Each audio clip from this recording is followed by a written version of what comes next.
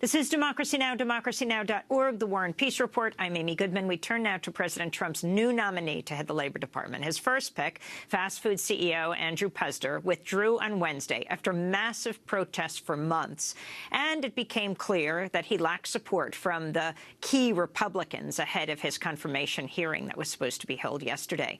President Trump announced his second choice at his news conference on Thursday. I just wanted to begin by mentioning that the nominee for Secretary of the Department of Labor will be Mr. Alex Acosta. He has a law degree from Harvard Law School. He's a great student, former clerk for Justice Samuel Alito, and he has had a tremendous career. Alex Acosta is a longtime Republican attorney. He served 8 months as a member of the National Labor Relations Board under President George W. Bush. He's drawn scrutiny for his time as division leader at George W. Bush's Department of Justice's Civil Rights Division, where he oversaw a senior official who hired conservative lawyers who actively opposed the division's mission, including the prosecution of voting rights violations and police abuse. In 2004, Acosta played a key role in Bush's final push to win the state of Ohio by backing Republican election officials accused of seeking to suppress voter turnout among blacks and Latinos. Acosta is currently dean of Florida International University's School of Law.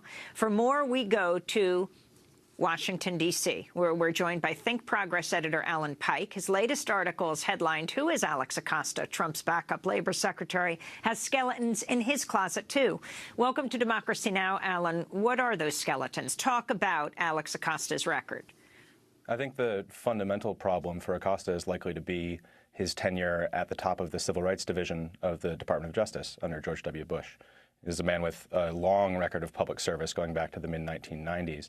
But there's this key period from about 2003 to about 2005 during which Bush officials were intentionally sabotaging this key agency within the DOJ. This is the group that prosecutes voting rights cases, that upholds elections integrity, that conducts police oversight and enforces employment law, anti-discrimination law.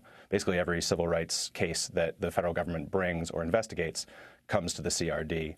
There was a man named Bradley Schlotzman who worked underneath Acosta, who went out of his way quite intentionally to skew their hiring for a period of years to ensure that they would hire people he viewed as quote-unquote real Americans.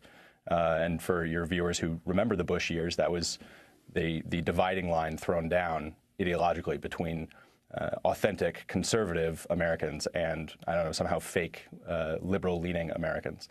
So the Civil Rights Division was permanently sabotaged by a couple of years of intentional misconduct. And Acosta wasn't directly involved, but he was overseeing the guy conducting that sabotage and had every reason to know about it. And there's an Inspector General's report from 2008 on their investigation into the scandal that holds Acosta pretty directly accountable. So talk about what happened in 2004 in Ohio and what is Alex Acosta's connection to that.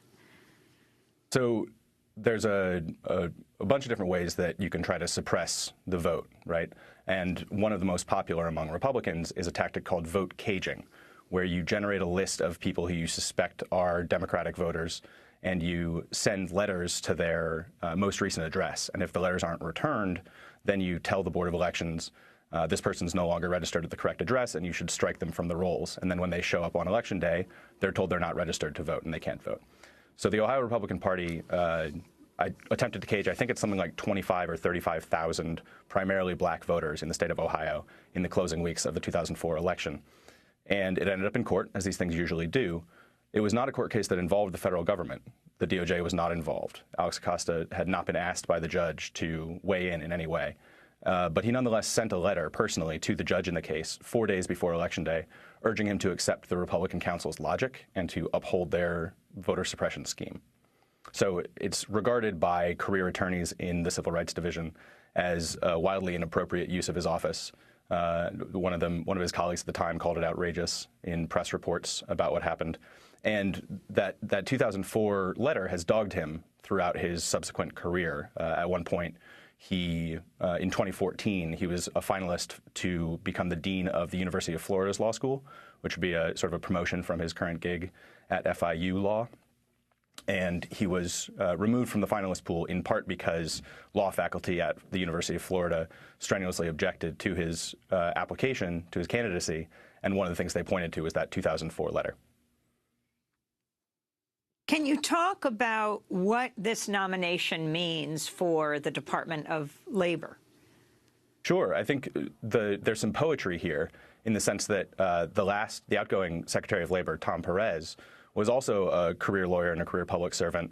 And when he came in at the Civil Rights Division, which was his first job under President Obama, he had to clean up the mess that Alex Acosta and Bradley Schlotzman and George W. Bush had made of the Civil Rights Division.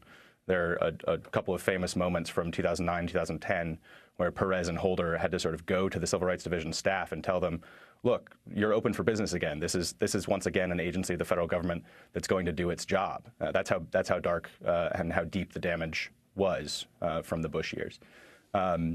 And now we've got another career attorney coming in to run the Department of Labor, sort of in the reverse pattern of Perez's own career arc within the Obama administration.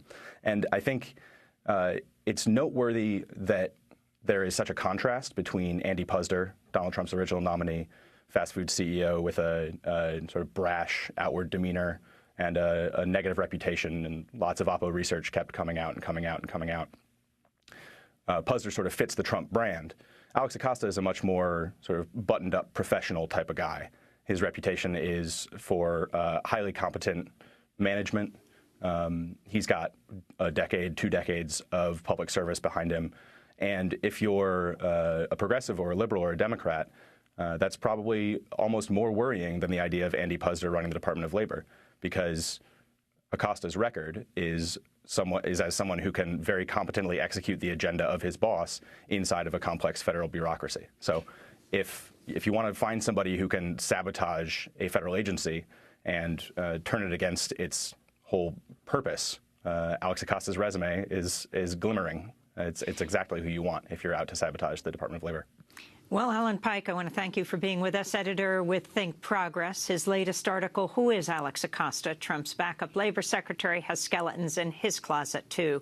That does it for our show. Democracy Now! Is produced by Mike Burke, Nermeen Sheikh, Carla Wills, Laura Gottesdiener, Dina Guzder, Sam Alcoff, Ravi Karan, Hani Massoud, Sharina Nadura, Andre Lewis, Mike DeFilippo, Miguel Noguera, Paul Huckabee, our engineers. I'm Amy Goodman. Thanks so much for joining us.